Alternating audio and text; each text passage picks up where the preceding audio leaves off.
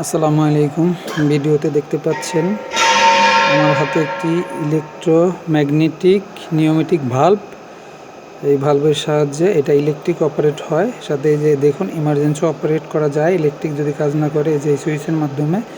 আর এখানে আছে electric line, এখানে ইলেকট্রিক ম্যাগনেটিক ভাল্ব যেহেতু আছে সেহেতু এখানে ইলেকট্রিক লাইন থাকবে। ইলেকট্রিক লাইনের মাধ্যমে লাইন এসে এখানে ম্যাগনেটিক করে এখানে আছে পিস্টনের ভিতরে, এই পিস্টনটাকে ধাক্কা দেয়।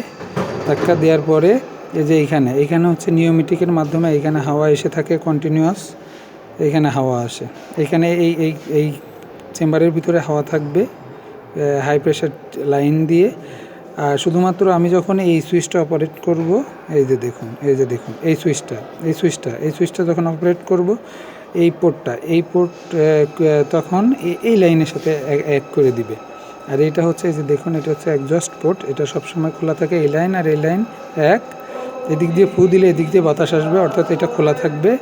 যখন এইদিকে হাওয়া আসবে, এই ভিতরের পিস্টন ম্যাগনেট করে সামনের দিকে ধাক্কা দিবে, অথবা এদিকে টান দিলে যখন এই পিস্টনটা ধাক্কা দিবে তখন এই পোর্টটা বন্ধ হয়ে যাবে, সরাসরি এই হাওয়া তখন এদিক দিয়ে এই লাইন দিয়ে বের হয়ে যাবে। এভাবেই ইলেকট্রোম্যাগনেটিক ভাল্বটা কাজ করে।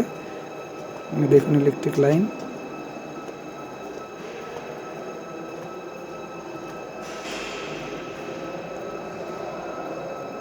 ভালো থাকবেন সবাই। আসসালামু আলাইকুম।